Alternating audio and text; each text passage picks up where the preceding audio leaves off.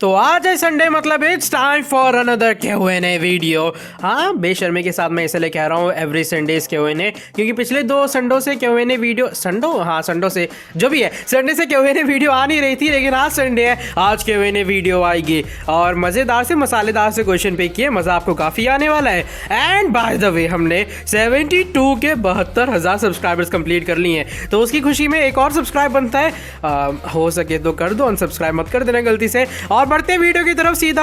And so without wasting any time, इसमें क्या ही waste कर रहा हूँ, लेट्स बिगिन दिस वीडियो। तो जो पहला क्वेश्चन है वो रेसलिंग काउंटर की तरफ से आए सामने। Biggest matches of 2022, Roman versus Brock for universal title, Seth versus John for WWE championship, Roman versus Drew for universal title.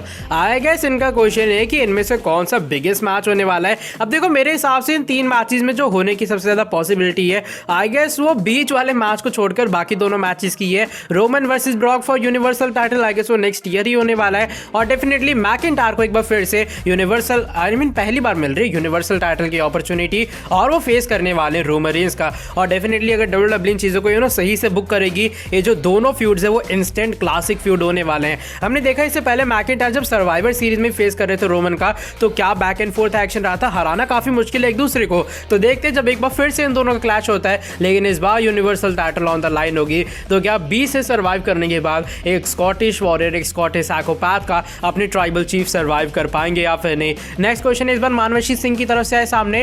What you will think the next opponent of Edge whenever Edge will return, please pick my question. अब देखो मेरे हिसाब से जो इसका next opponent होने वाला है वो आई गेस कोई छोटा मोटा सुपरस्टार ही होगा। अब मैं ये नहीं कह रहा हूँ छोटा मोटा सुपरस्टार वो रेजिनाल्ड हो जाएंगे, लेकिन मेरे हिसाब से यहाँ पर एक मिड कार्ड वाले फ्यूड के अंदर मेरे हिसाब से WWE को बुक करने वाली है, और आने वाले टाइम में वो चैंपियन डेफिनेटली बनने वाले। मुझे नहीं ऐसा लगता कि उनका ये जो लास्ट रन है WWE के अंदर वो बिना टाइटल के जाने वाला है, तो चैंपियन डेफिनेटली बनेगा, लेकिन उनका धीरे धीरे करके बिल्डअप होने वाला है। अगर वो सर्वाइवर सीरीज से पहले वापस आ जाते हैं तो डेफिनेटली वो टीम रॉको में रिप्रेजेंट करते हुए नजर आएंगे। अगर ऐसा नहीं होता उसके बाद उनकी वापसी होती है, तो मेरे हिसाब से जब भी वो वापस आएंगे उनको एक हील सुपरस्टार कन्फ्रंट करेगा, फिर उसके साथ जो एज हम एक स्टोरी अपनी कंटिन्यू करते हुए नजर आएंगे। जो नेक्स्ट क्वेश्चन है वो इस बार मृदुला की तरफ से है सामने। पहला जो क्वेश्चन है भाई आपके हिसाब से वो क्या एग्जैक्ट रीजन है फील्ड को रिलीज होने का, और सेकंड क्वेश्चन है और क्या विंस मैकमैन अपने बजट कट के चक्कर में सुपरस्टार्स को रिलीज करके अपनी कंपनी को खुद डिक्लाइन पे ले जा रहे हैं। अब देखो मेरे हिसाब से जो फील्ड को रिलीज करने का एक्चुअल रीजन है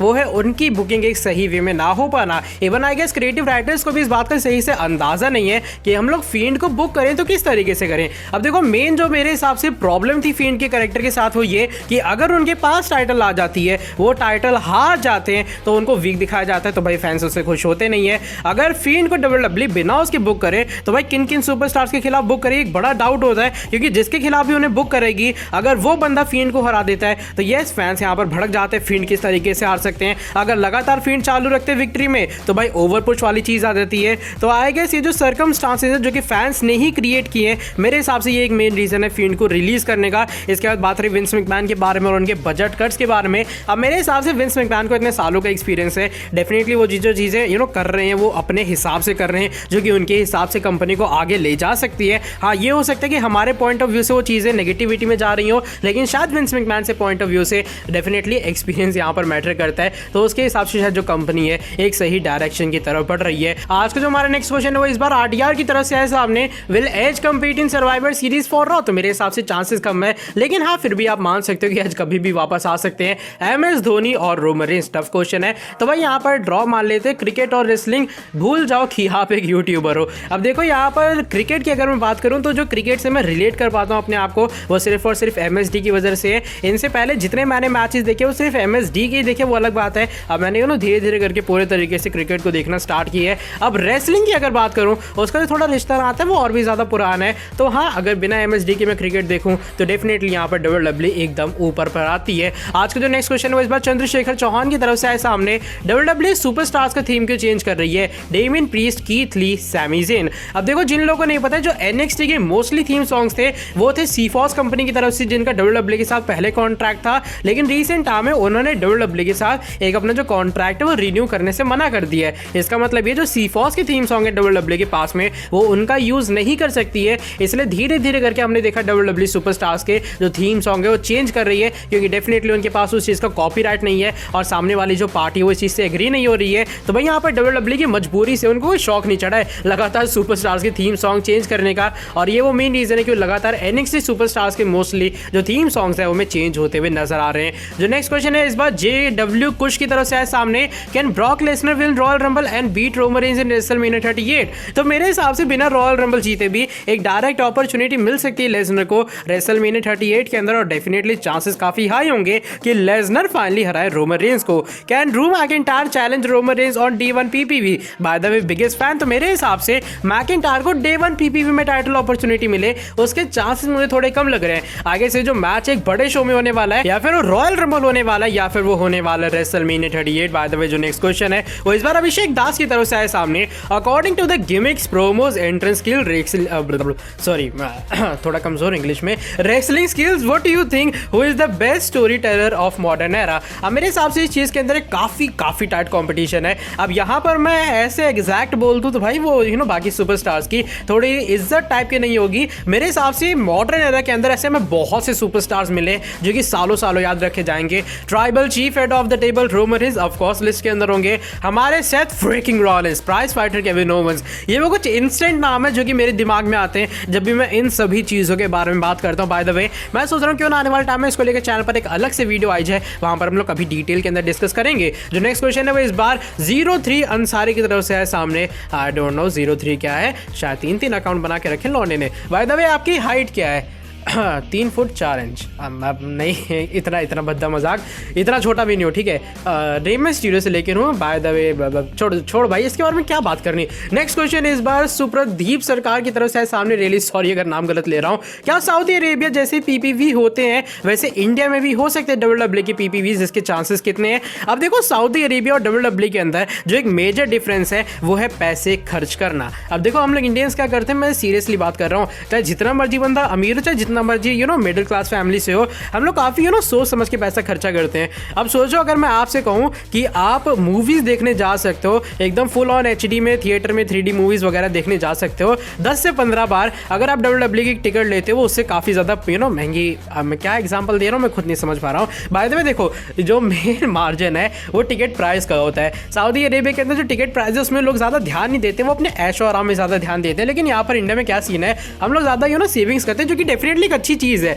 मैं उसको बुरा वगैरह नहीं कह रहा हूं। लेकिन जिन लोगों को नहीं पता है जो इंडिया के अंदर टिकट प्राइस होता है WWE की टिकट्स का, जब आई गेस 2017 या फिर 16 के आसपास इवेंट आया था तो वहां पर जो सबसे पीछे वाली सीट थी वो 2500 के आसपास की थी, और जो सबसे आगे वाली सीट थी वो 95,095 के और 1 लाख के बीच में थी। तो भाई ये जो प्राइस रेंज है आई गेस ये वो मेजर डिफरेंस होता है कि इंडियन ज्यादा खर्च करते हैं, WWE जितना पैसा लगाती है उतना सही से आउटकम वगैरह मिल नहीं पाता है। तो शायद ये वो मेरे हिसाब से मेन रीजन है क्यों WWE इंडिया के अंदर ज्यादा कुछ शोज करती नहीं है। बाय द वे जो नेक्स्ट क्वेश्चन है इस बार भानु कुमार की तरफ से है सामने। Bro in future we can see any ghost character in WWE life event? I guess सोचना काफी मुश्किल है, लेकिन नेवर से नेवर WWE कभी भी कोई भी कैरेक्टर ला सकती है। After Roman Reigns versus the Rock can we see another match of the Rock? मेरे हिसाब से रॉक को वैसे भी हॉलीवुड से ज्यादा टाइम मिलता नहीं है, इसलिए जैसे ही वो टाइम निकाल के वापस आएंगे रोमन रेंज से फेस करेंगे। आई गेस वो फाइनल मैच होने वाला है, वो फाइनली एंड होगा द ग्रेट एरा का, the people champ the Rock के एरा का एक ऑफिशियल वे में, और वो लेने वाले रिटायरमेंट। थर्ड क्वेश्चन है bro if Goldberg resigns we can expect one more title reign of Goldberg? I guess ऐसा डेफिनेटली होने वाला है। अब वो री-साइन करेंगे या फिर नहीं, बात मैं पूरी तरीके से श्योरिटी में कह नहीं सकता हूं, लेकिन हाँ अगर वो री-साइन करते हैं एक टाइटल फिर से रन तो कंफर्म आप मान सकते हो। जो नेक्स्ट क्वेश्चन है वो इस बार सुनियोक्स गेमर की तरफ से आए सामने। You will upload video on your wedding day and you will see any WWE superstar at your wedding and subscriber, please pick my question. अभी फिलहाल इस दिन को सालों अरसे बाकी हैं, तो भाई इतनी एडवांस प्लानिंग मैंने कभी की नहीं है और ना करने वाला हूँ। और बाय द वे इसका क्या आंसर दूँ मुझे नहीं पता, बोलती मेरी बंद हो रखी है। By the way next question की तरफ बढ़ते हैं, पता नहीं है कैसे क्वेश्चन पूछते हो। नेक्स्ट क्वेश्चन है इस बार पोक फ्रीक XYZ की तरफ से। टॉप 5 ओपोनेंट्स फॉर सीना एट रेसलमेनिया 38। तो मेरे हिसाब से यूनिवर्सल टाइटल की ऑलरेडी अपॉर्चुनिटी मिल चुकी है सीना को, तो आई गेस WWE टाइटल एक अच्छा ऑप्शन हो सकता है। उनको मैच के अंदर डाला जाएगा, may be multi man match होता है तो वहां पर आप सीना को ऐड कर सकते हो, या फिर सीना की जो राइवलरी उस बंदे के साथ भी हो सकती है जो कि मे बी एक हील बंदा लगातार चैलेंज करे सीना को रेसलमेनिया से पहले। अब देखो जो सीना का हाल है वो WWE के अंदर अंडरटेकर जैसा ही हो गया है। बड़ा सुपरस्टार है, सीना को रेसलमेनिया से पहले कॉल आउट किया जाएगा, मे बी किसी सुपरस्टार के द्वारा वो आएगा, वो सीना का चैलेंज हमें एक्सेप्ट करता हुआ नजर आएगा। या फिर मे बी ऐसा हो सकता है सीना वापस आए, कोई हील सुपरस्टार उनके ऊपर हमला करे और कुछ इस तरीके से हमें रेवलरी स्टार्ट होती हुई नजर आए। मे बी एक नंबर 1 कंटेंडरशिप मैच में सीना जीते, क्वालिफाइंग मैच में जीते और फिर वो किसी बड़े मैच में ऐड होते हुए नजर आए। आगे से ऐसी कुछ चीजें होने वाली है। बाकी रॉयल रंबल के आसपास हमें जो पूरी चीजें क्लियर होती हुई नजर आएंगी कि कौन सा सुपरस्टार रेसलमेनिया में किस टाइटल पिक्चर में जाएगा। नेक्स्ट क्वेश्चन इस बार सीना फैन शान की तरफ से है सामने। Charlotte Flair and Becky Lynch friends are reunited now, is it possible at Survivor Series Charlotte Flair versus Becky Lynch, winner takes all championship match and then Becky Lynch become double champion? I want Becky two belt, she is my crush. अब देखो मेरे हिसाब से survivor series के अंदर title unification तो नहीं होने वाला, बाकी आने वाले कुछ हफ्तों तक पता लगेगा। ऐसा हो भी सकता है कि WWE दिखा दे, क्योंकि देखो जो वुमेन्स डिवीजन है अभी फिलहाल उसके अंदर उतनी ज्यादा कॉम्प्लेक्सिटी नहीं है। तो मेरे हिसाब से अगर सिंगल बंदे के पास टाइटल रहेगी तो अच्छे मैचेस हो सकते हैं, अच्छी अपॉर्चुनिटीज मिल सकती हैं, एक कॉम्पिटिटिव डिवीजन रहेगा। ऐसे बटा बटा जो डिवीजन है मेरे हिसाब से उतना सही रहने वाला नहीं है। लेट्स सी WWE क्या डिसीजन लेती है, लेकिन हाँ अगर ये चीज होती है तो I guess Becky two belt एक बार फिर से सर्वाइवर सीरीज में हमें देखने के लिए मिल सकती है।